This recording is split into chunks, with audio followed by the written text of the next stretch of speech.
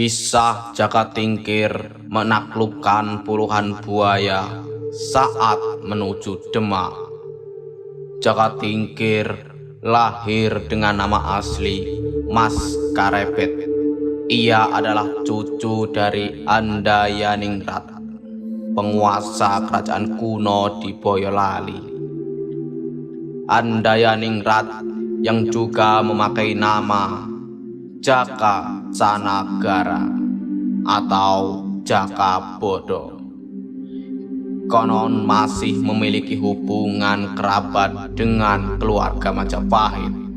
Ketika Mas Karebet masih di dalam kandungan, ayahnya yang bernama Kebo Kenanga atau Ki Ageng Penging menggelar pertunjukan wayang, di mana dalangnya adalah Ki Ageng Tingkir. 10 tahun kemudian, Ki Ageng Penging dibunuh oleh Sunan Kudus setelah dituduh memberontak terhadap kerajaan Demak. Setelah Nyi Ageng Penging meninggal karena sakit, Mas Karebet akhirnya diangkat anak oleh Nyi Ageng Tingkir, janda Ki Ageng Tingkir. Sejak saat itu, Mas Karebet lebih dikenal dengan nama Jaka Tingkir, yang kemudian tumbuh sebagai pemuda tangguh. Kedikjayaan Jaka Tingkir yang begitu melegenda di tanah Jawa tidak bisa dilepaskan dari pusaka berupa ikat pinggang Kiai Bajul Giling yang diberikan gurunya Ki Buyut Banyubiru atau Ki Kebo Kanigoro. Karena konon timang Kiai Bajul Giling dibuat oleh Ki Buyut Banyubiru dari biji baja murni yang diambil dari dalam gumpalan magma lahar Gunung Merapi dan kulit buaya. Dengan kekuatan gaibnya, biji baja murni itu oleh Ki Banyubiru dibuat menjadi pusaka. Berdasarkan babat Jawi dan babat Penging, kekuatan gaib yang dimiliki timang Kiai Bajul Giling ialah barang siapa yang memakai ikat pinggang Kiai Bajul Giling ini, maka dia akan kebal dari segala macam senjata tajam dan ditakuti semua binatang buas. Hal ini selain kekuatan alami yang dimiliki oleh inti biji baja murni itu sendiri, juga karena adanya berkekuatan gaib yang digurutkan Ki Banyubiru di seputar timang berkulit buaya tersebut. Kekuatan dan keampuhan ikat pinggang Kiai Bajul Giling beberapa kali dialami dan dibuktikan sendiri oleh Jaka Tingkir. Sebelum berguru ke Ki Banyubiru, Jaka Tingkir atau Mas Karebet ini pernah juga berguru ke Sunan Kalijaga dan Ki Ageng Sela. Setelah berguru kepada Ageng Sela dan Sunan Kalijaga, Jaka Tingkir lalu disuruh untuk mengabdi ke Keraton Demak Bintoro. Di Kesultanan Demak ini, Jaka Tingkir melamar sebagai pengawal pribadi. Keberhasilannya meloncati kolam masjid dengan lompatan ke belakang tanpa sengaja. Karena sekonyong-konyong Jaka Tingkir harus menghindari sultan dan para pengiringnya, memperlihatkan bahwa dialah orang yang tepat sebagai pengawal. Jaka Tingkir pun pandai menarik simpati Raja Demak Trenggono, sehingga dia diangkat menjadi kepala prajurit Demak berpangkat lurah Wiratamtama.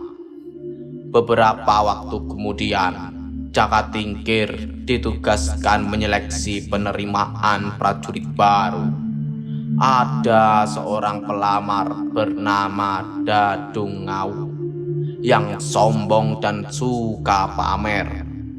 Ketika di hadapan Jaka Tingkir, Dadung Ngawu tidak ingin diseleksi seperti yang lain, namun malah ingin mencoba kesaktian dari Jaka Tingkir.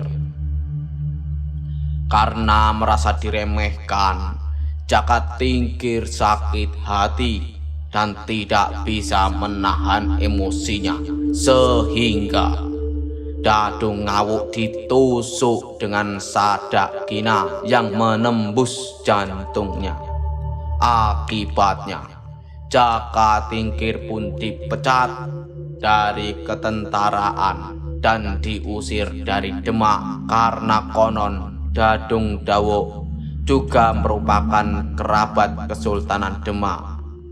Kepergiannya menimbulkan rasa sedih yang mendalam pada kawan-kawannya. Dengan rasa putus asa, Jaka Tingkir pulang kembali dan ingin mati saja.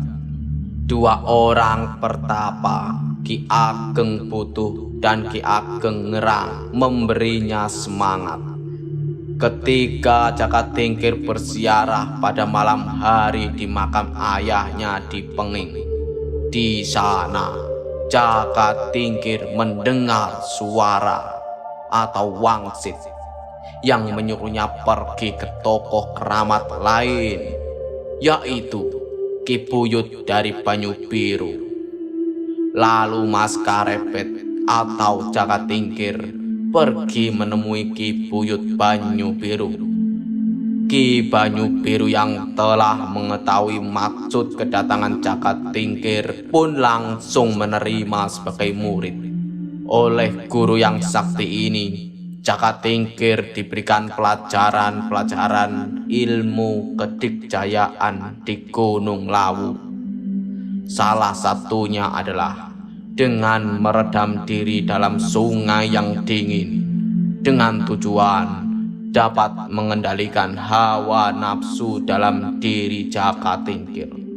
Setelah berapa bulan lamanya, Jaka Tingkir menimba ilmu, Ki Buyut Banyu Biru sudah memperbolehkan Jaka Tingkir untuk menemui Sultan Demak guna memohon pengampunan atas kesalahan yang pernah dilakukannya, yaitu membunuh Dadung Ngawu.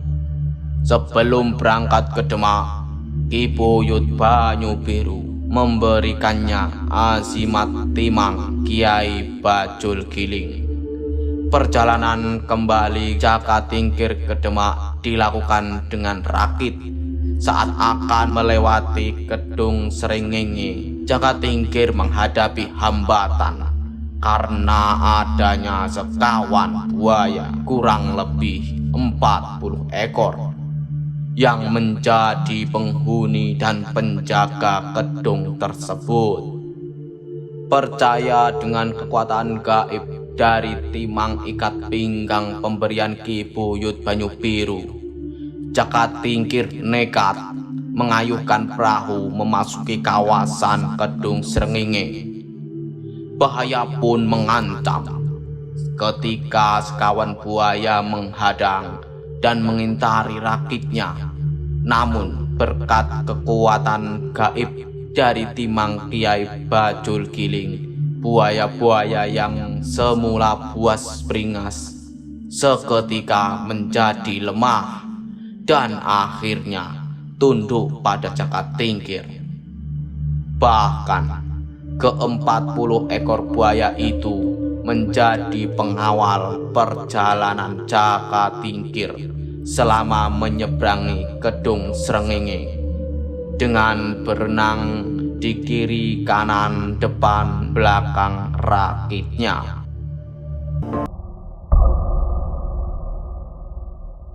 Sekian suluk yang dapat kami sampaikan.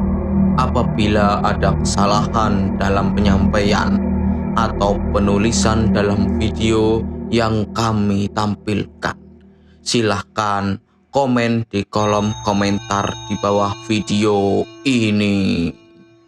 Sampai jumpa di video selanjutnya.